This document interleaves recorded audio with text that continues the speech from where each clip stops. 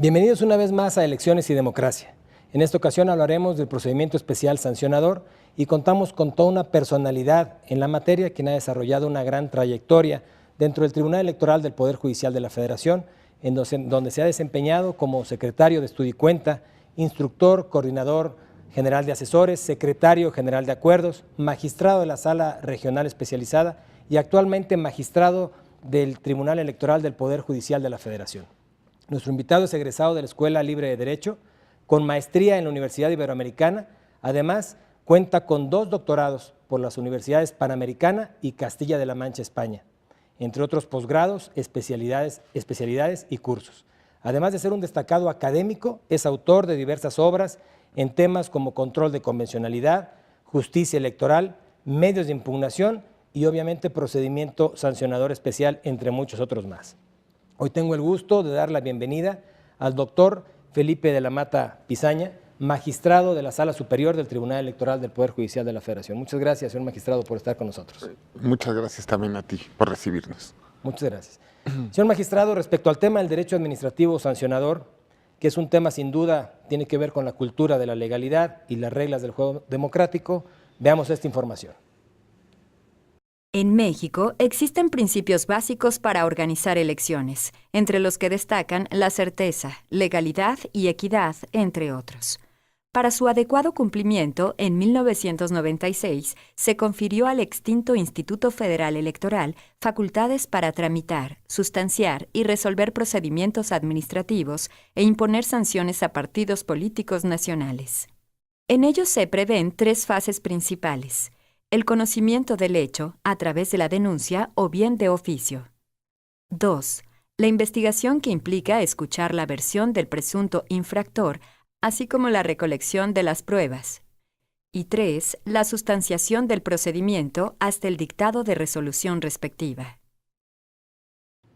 Magistrado, como sabemos, la ley contempla 2 tipos de procedimientos, uno ordinario y otro especial, y nos gustaría que nos compartiera cómo nace el procedimiento especial sancionador y cuáles son sus antecedentes.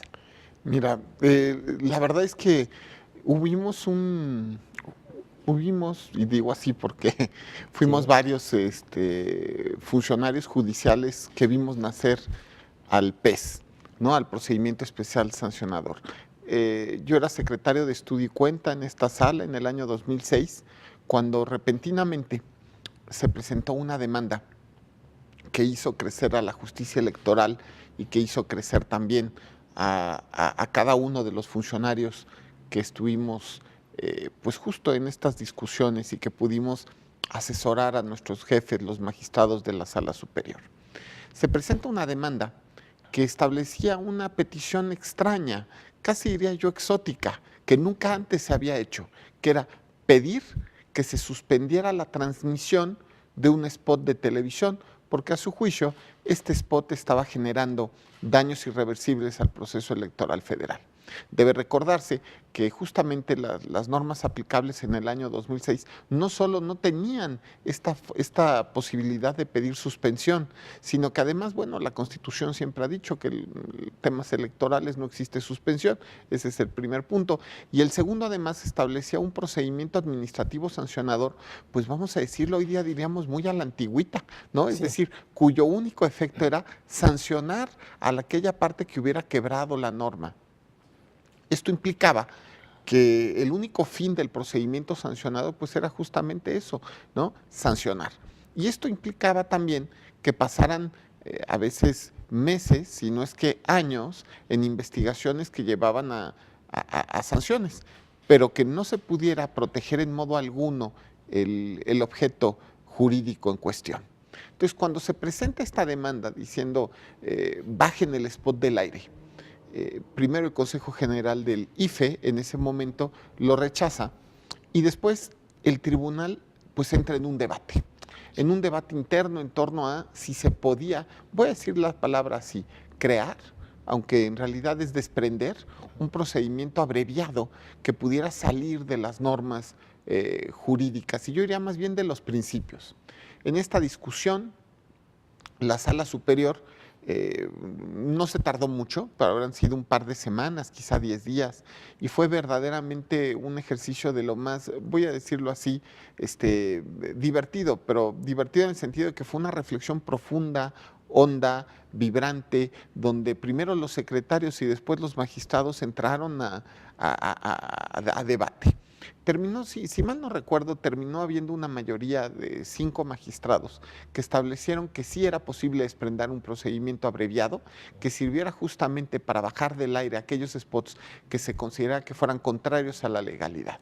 Entonces, al crearse este procedimiento abreviado, se dio un giro a los procedimientos sancionadores. Ahora resultaba que los procedimientos sancionadores ya no solamente eran procedimientos que llevaran a una sanción, sino que también debían atender a la preservación del bien jurídico tutelado. Y en ese momento nació el procedimiento especial sancionador. Sí.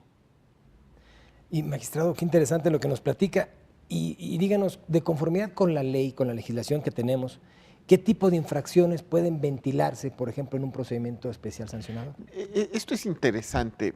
Una cuestión es lo que dice la ley, donde se habla fundamentalmente de violaciones al artículo 134.8 y las reglas de propaganda electoral, ¿no? Pero me parece que la jurisprudencia ha tenido más bien a llevar una fórmula más genérica. Esto es, el procedimiento especial sancionador tiene por objeto todas aquellas cuestiones que tienen que ver directamente con las normas de, vamos a decir, de propaganda que se encuentren relacionadas con la totalidad, digamos, de un proceso electoral.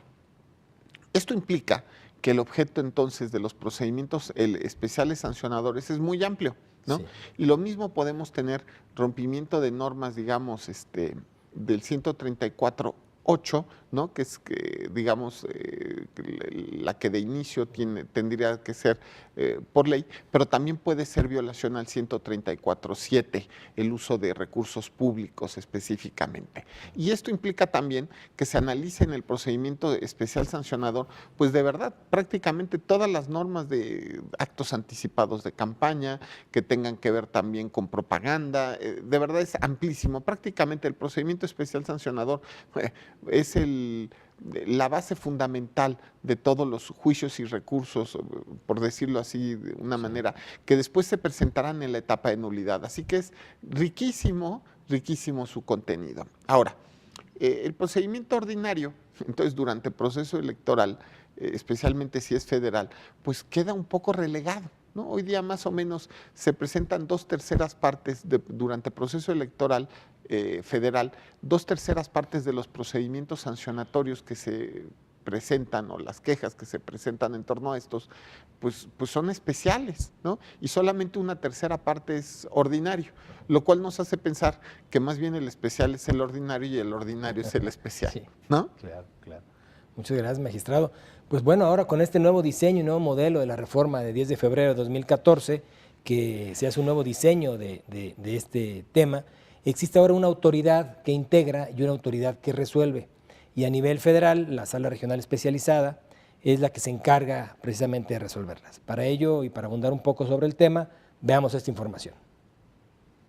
La reforma constitucional del 10 de febrero de 2014 introdujo importantes cambios al sistema electoral en nuestro país, entre ellos, la transformación de los procedimientos especiales sancionadores. Entre los ajustes más importantes tenemos la creación de la Sala Regional Especializada, instancia encargada de su resolución de las infracciones a la ley electoral a nivel nacional. Otro aspecto importante fue la fijación de un plazo de 72 horas para resolver quejas vinculadas con la propaganda político-electoral, actos anticipados de precampaña o campaña, así como violaciones al modelo de comunicación política. En caso de que las partes estén inconformes con la decisión, la ley prevé un recurso de revisión, el cual corresponde conocer a la Sala Superior del Tribunal Electoral del Poder Judicial de la Federación, quien resolverá en definitiva. Magistrado, como hemos escuchado con esta información, el legislador estableció un nuevo esquema de competencia para tramitar y resolver precisamente las quejas en 2 autoridades. Me gustaría que nos pudiera plantear cuáles son las bondades o cuáles son las áreas de oportunidad de cara al proceso 2018 que está en curso. A ver, esta es una nueva forma de dimensión del procedimiento especial sancionador. A partir del año 2014, el Instituto Nacional Electoral ya no es la autoridad que instruye y resuelve los procedimientos especiales sancionadores. Ahora la instrucción queda en 333 autoridades, es decir, queda en la Unidad Técnica de lo Contencioso Electoral, cuando se trate de procedimientos centrales, en las 32 juntas locales y en su caso en las 300 autoridades distritales, sí, dependiendo de la materia del procedimiento especial sancionador. Eso sin tomar en cuenta que también existen procedimientos especiales sancionadores locales. Entonces, en realidad estamos hablando probablemente pues, de alrededor de 400 autoridades que instruyen los procedimientos sancionadores en cada uno de los ámbitos. Ahora, sin embargo, la resolución de todos los procedimientos especiales sancionadores federales corresponde a la sala especializada. Sí. Y esto fue un gran reto para el Tribunal Electoral justamente cuando esta sala se fundó hace poco más de 3 años. Era un gran reto porque la ley establece que tiene que resolverse el procedimiento especial sancionador 72 horas a partir del turno del expediente correspondiente. Esto implicaba que las 300 y tantas autoridades que instruyen procedimientos especiales sancionadores, pues armaran un paquete, sí, lo pusieran en la mensajería o lo llevaran personalmente a la sala.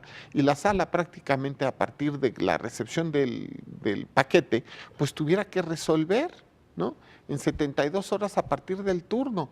Era un gran reto porque existe una verdadera dicotomía entre la autoridad que instruye y la que resuelve proyectar en 72 horas un expediente que no conoce, verdaderamente era un reto enorme. ¿Cómo se consiguió este efecto? Porque pues pareciera magia, ¿no? Es decir, ¿cómo se puede conseguir esto? Es a través de una fórmula que me pareció muy interesante. Esto es, se creó un sistema electrónico que une a cada una de las autoridades electorales que instruyen procedimientos especiales sancionadores a nivel federal, es decir, las juntas distritales, las juntas locales y la unidad técnica de lo contencioso electoral, se encuentran unidas a través de un sistema y después este sistema a su vez se le comparte a la sala especializada. Es una especie de, vamos a decirlo, de expediente electrónico, aunque no sea formalmente un expediente electrónico, la unidad va actuando y la sala especializada conoce cada una de las actuaciones de la unidad o de las juntas. Y en ese sentido, cada una de estas actuaciones le permite al tribunal, a la sala especializada, justamente ir analizando el expediente. Se presenta la demanda, sabe que hay una demanda. Inmediatamente viene acompañado de las pruebas y conforme éstas se van desahogando y perfeccionando, pues la sala va analizando el contenido de las mismas, de forma tal que normalmente cuando se presenta en físico el expediente ante la sala especializada, la gran mayoría de las veces ya hay un proyecto. Entonces, lo que se hace fundamentalmente cuando llegue el expediente es cotejar el expediente físico contra el expediente electrónico a fin de verificar sus coincidencias y normalmente el trabajo ya se encuentra hecho. La verdad es que fue un tema de planeación, donde la ley parecía que no tenía una solución real ante los problemas, pues justamente lo que se hizo fue buscar una fórmula cibernética, ¿no? Vamos a decirlo así. A ver, habría muchas cosas que decir en torno a las posibilidades de mejora del procedimiento especial sancionador. Quizá la más importante sería tratar de unificar una temática que a mí me parece muy importante, que es el tema de las medidas cautelares con la resolución de los expedientes. Sí. A ver, ¿a qué me refiero? Las medidas cautelares son hoy día resueltas por las autoridades instructoras y después de esto se impugna y es resuelto en todos los casos ante la Sala Superior del Tribunal. Es decir, se vuelve un incidente muy complejo. Si las cautelares son resueltas a nivel distrital, pues esto es impugnado directamente ante la Sala Superior. Si es resuelto a nivel local, esto es impugnado directamente ante la Sala Superior. Y si es también a central, esto es ante la Sala Superior. A mí me parecería más razonable. La primera cuestión es que, igual que como pasa en el amparo, que el incidente de suspensión, porque al final del día esos son las cautelares, pudiera ser resuelto por la misma sala especializada. Claro. En todos los casos. Y este incidente de medidas cautelares, utilizando fórmulas de amparo, diríamos, y este incidente de suspensión, en su caso, su resolución, pues pueda ser analizado por la Sala Superior. Me parecería que sería más orgánico, le daría más sentido al sistema. Y podría decir también esto en torno a los temas que tienen que ver con los JRC, los juicios de revisión constitucional electoral, que sirven para resolver procedimientos especiales sancionadores. Como sabemos, en el caso de procedimientos sancionadores locales, su materia de impugnación es conocida por las salas regionales diferentes a la sala especializada. Esto es, si el Tribunal Electoral de una determinada entidad resuelve un procedimiento sancionador, esto es impugnado a través del JRC ante la sala regional que corresponda.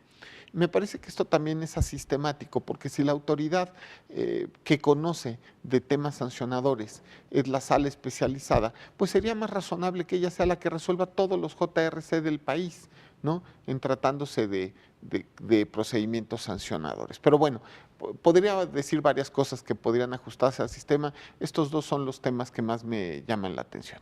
Muchas gracias, magistrado. Y hablando de este procedimiento especial sancionador, entiendo que le son aplicables los principios del propio derecho penal, como por ejemplo la presunción de inocencia fundamental o el nos bis in idem, y nos pudiera comentar en este caso especial los principios y cómo se pueden aplicar el procedimiento especial sancionador. Bien, esto es un tema interesante y nuevamente pues nos ha tocado ver ahora sí que tuvimos la oportunidad muchos secretarios, que en ese momento éramos secretarios, de ver crecer al procedimiento especial sancionador. Yo me acuerdo del primer asunto que se presentó en torno a la problemática si era aplicable el principio de presunción de inocencia al, en ese momento, procedimiento administrativo sancionador. Y lo que se hizo fue justamente, ahora es menos discutible, digo, el artículo 20 de la Constitución es más o menos claro y además la jurisprudencia ha estado muy evolucionada, yo creo que ya nadie lo dudaría. Pero hace 18 años de verdad se dudaba si eso podía ser así. La Sala Superior en su momento hizo una interpretación utilizando los principios del derecho convencional para concluir que efectivamente, claro que es aplicable, vamos a decirlo así, el derecho sancionador, los principios del derecho sancionador, especialmente cuando contienen derechos humanos que benefician a las partes que son justiciables en un juicio y que corresponde justamente a esto. La autoridad debe efectivamente resolver respetando cada uno de los derechos de las partes. Y fue justamente el de presunción de inocencia el que sirvió para establecer el primer caso. Ahora, efectivamente, a partir de ese asunto que se resolvió hace, no sé, 18 o 15 años, quedó más o menos claro que aplicaban los principios del derecho sancionador y quedó claro también algunos de los principios. Sin embargo, tenemos también que analizar que el procedimiento especial sancionador también tiene una especial naturaleza. Es decir, sí, es verdad, claramente aplican los derechos humanos, claramente aplican las fórmulas de interpretación de los derechos sancionadores genéricos, pero también tenemos que analizar el caso específicamente, ¿no? Claro. Aquí complica la resolución mucho el que haya tantas autoridades y tantos criterios resolviendo estos procedimientos que, vamos a decirlo así, se tornan un tanto barrocos, ¿no? Es decir, 333 autoridades instruyen, una resuelve, 333 autoridades otorgan cautelares, la Sala Superior lo analiza, la otra resuelve. Muchas gracias, magistrado. Y a ver, yo no me quiero terminar esto sin preguntarle, en recientes fechas tanto la Sala Superior, en relación con lo que usted dice, y la Sala Especializada han creado, desarrollado, más bien dicho, un concepto de modelo de comunicación política a partir de la interpretación del artículo 41. ¿Nos podría comentar a grandes rasgos qué es este concepto? A ver, aquí hay varias cuestiones que hay que decir. La primera es que es una noción abstracta, porque en realidad el modelo de comunicación política A mí me gustaría, pues justamente, poder conceptualizarlo de mejor manera. Es decir, si alguien me preguntara el tema, yo diría que más bien es la ausencia del mismo. Esto es, el modelo de comunicación política tendría que ser justamente para todos los temas de comunicación política. Hoy día lo que tenemos son una serie de reglas en torno a radio y televisión, en alguna medida bastante estrictas y un tanto descontextualizadas.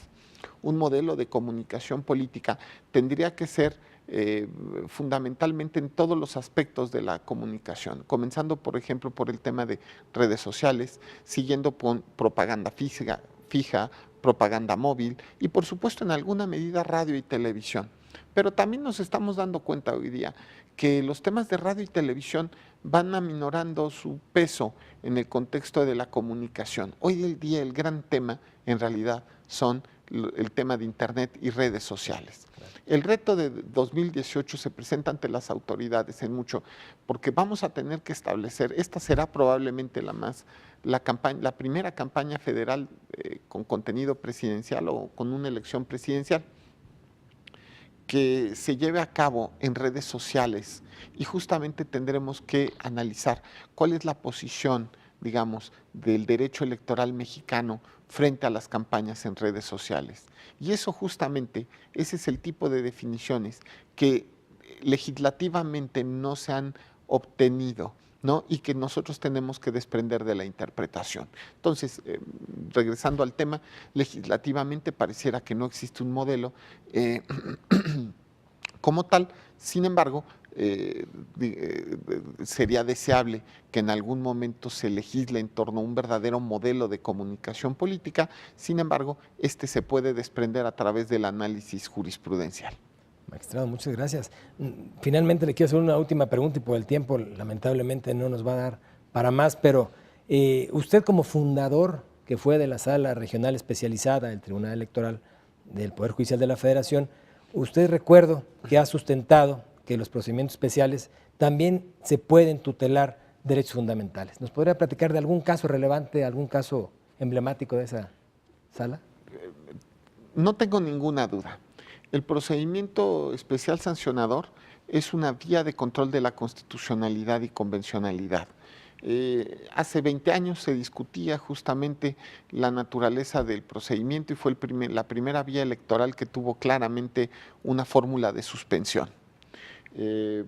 Unos años después se habló de derechos humanos y procedimiento sancionador. Ahora, a partir de yo lo digo así, una vez que la resolución de los procedimientos sancionadores se dejó a los jueces, ¿no? Pues los jueces empezamos a hacer pues las cosas que sabemos hacer, ¿no? Que es decir, empezamos a hacer sentencias. Y al hacer sentencias empezamos a aplicar la técnica de control de constitucionalidad y convencionalidad que justamente estamos entrenados para llevar a cabo. Y esto llevó justamente a que la sala especializada llevara análisis constitucional y convencional, yo diría de la más alta categoría. Y así se empezaron a discutir temas que jamás se habían discutido. Por ejemplo, el tema sobre la imagen de los menores de edad en los spots de televisión. A ver, digo el tema de spots de televisión, pero en realidad es respecto de toda la propaganda electoral. Hasta antes de la creación de la sala especializada, especialmente los criterios que se emitieron en el tema fueron del año 2015, nadie se preguntaba si era correcto que un menor de edad estuviera o no en un spot de televisión de un partido político, como si la identificación de una, vamos a decirlo, de una instancia política respecto de un menor no pudiera dañarlo, ya sea para un caso de bullying actual o lo pudiera dañar para el futuro en cualquier fórmula pues de vida que pudiera tener, ¿no? Yo me imagino que un chavito que sale en un spot de televisión de un partido político, vamos a decirlo, 20 años después quiere ser presidente del partido político B y muy probablemente pues esto sea una cosa con la que tenga que remar en contra. Entonces, justamente la sala especializada comenzó a plantearse esta temática respecto de los spots de televisión, aunque repito, es respecto de todo tipo de propaganda política y electoral.